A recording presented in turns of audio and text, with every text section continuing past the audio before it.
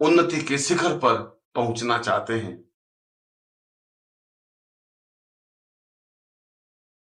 जो जीवन में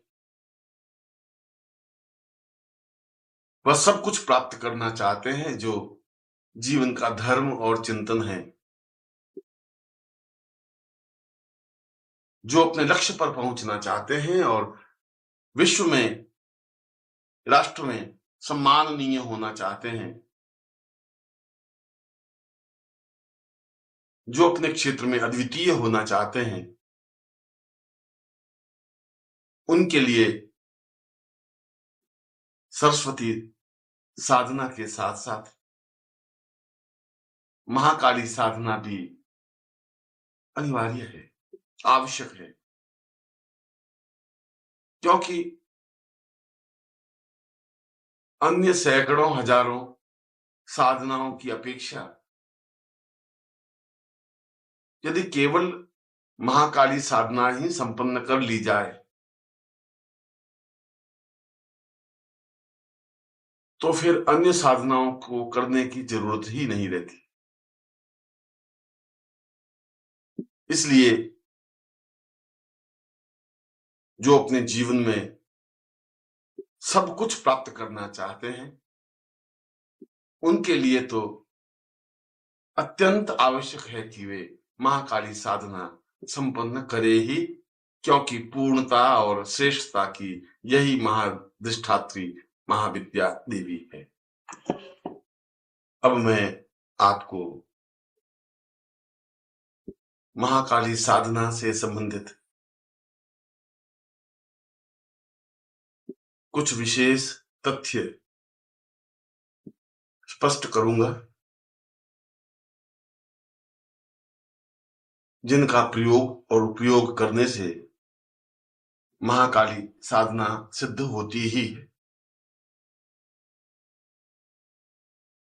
चाहे वह तांत्रिक साधना हो, चाहे मंत्रमय साधना हो, चाहे योगिक साधना हो, चाहे वैदिक साधना हो। महाकाली साधना के बारे में तो 5-7 बिंदु स्पष्ट ही है। यह साधना कृष्ण पक्ष की किसी तिथि से या अमावस्या से या शनिवार की रात्रि से प्रारंभ करें तो ज्यादा उचित रहता है।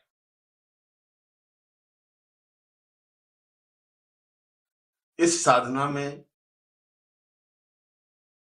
काली धोती और काले आसन का ही प्रयोग किया जाए और यथासंभव रात्रि को ही यह साधना संपन्न की जाए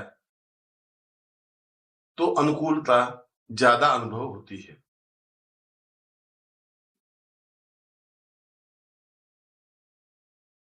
इस साधना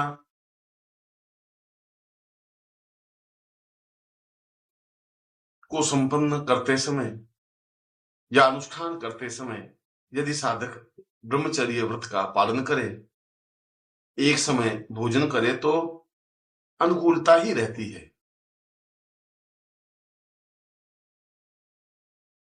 इस साधना में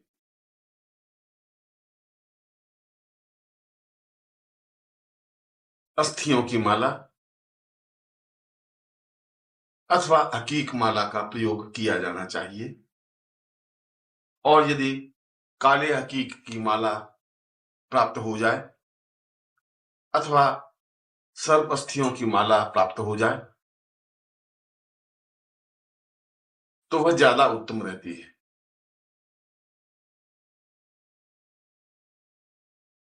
साधना काल में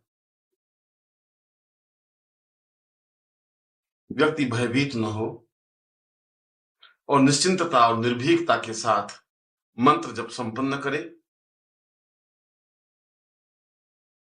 तो उसे सफलता मिलती ही है।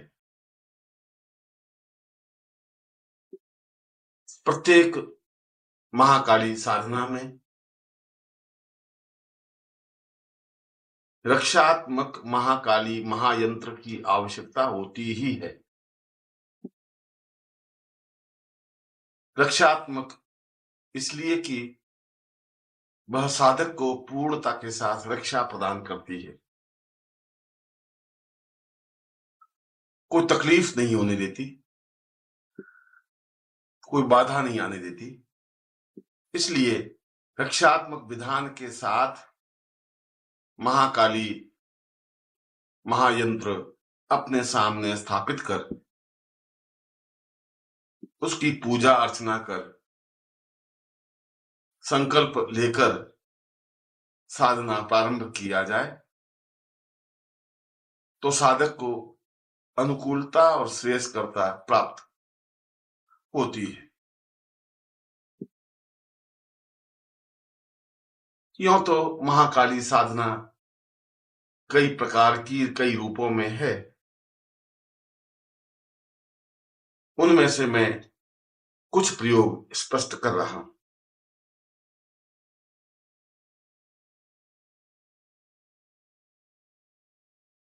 पहला प्रयोग तो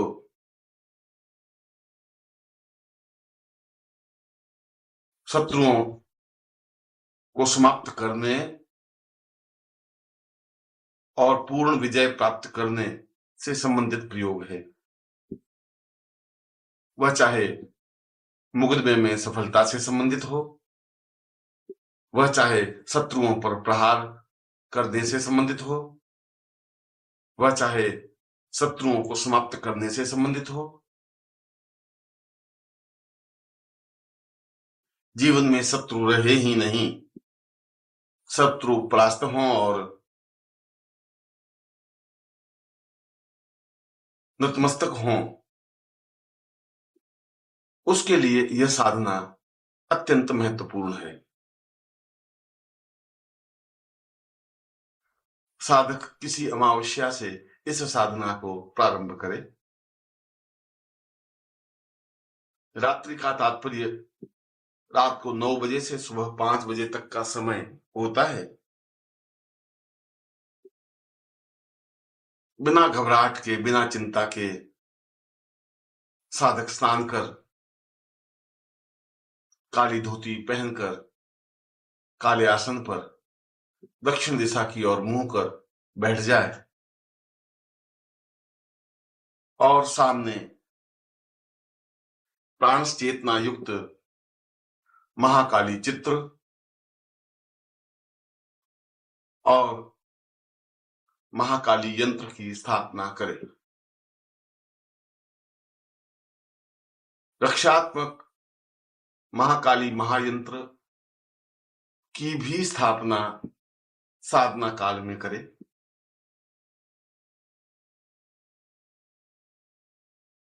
फिर सामान्य रूप से महाकाली के स्वरूप का पूजन करे,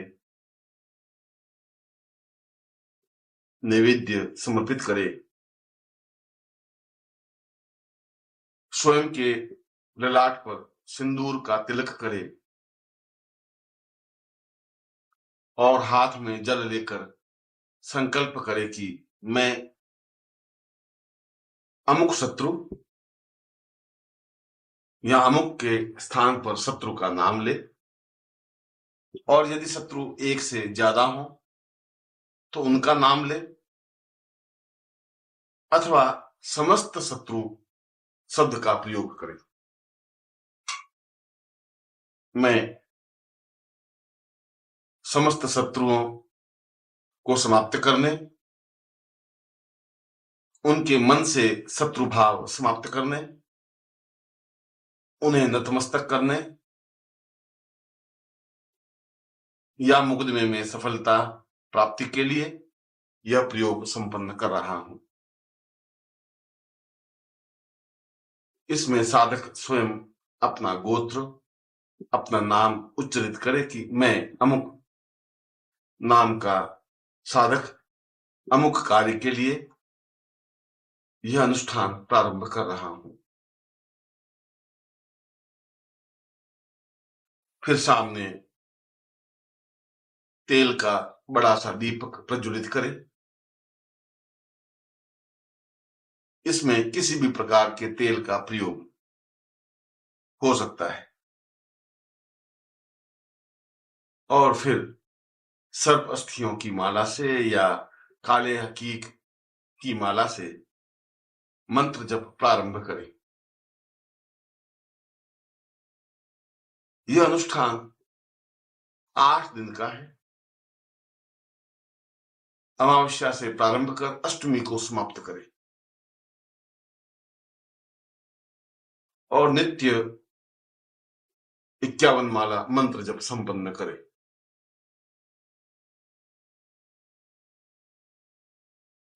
मंत्र है ओम क्रीम क्रीम क्रीम कालिके क्लीम क्लीम क्लीम सर्वशत्रूणां प्रहारय भंजय मारय विस्फोटय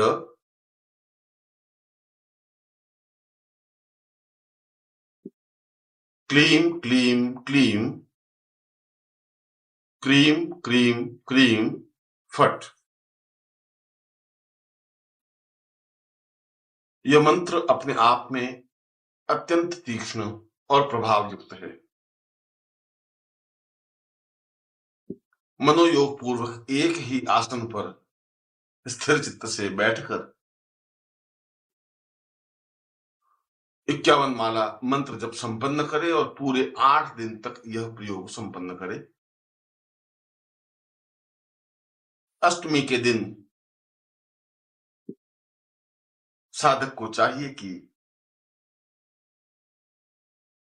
काले तिल, काली मिर्च और घी को किसी भी अनुपात में मिलाकर इस मंत्र की 1000 आहुतियां दे।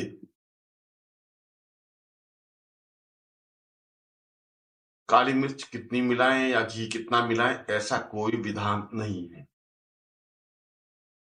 और यज्ञ समाप्ति के बाद 5 या 11 कन्याओं को भोजन कराए, यथोचित दान, वस्त्र आदि दे। ऐसा करने पर यह साधना संपन्न मानी जाती है।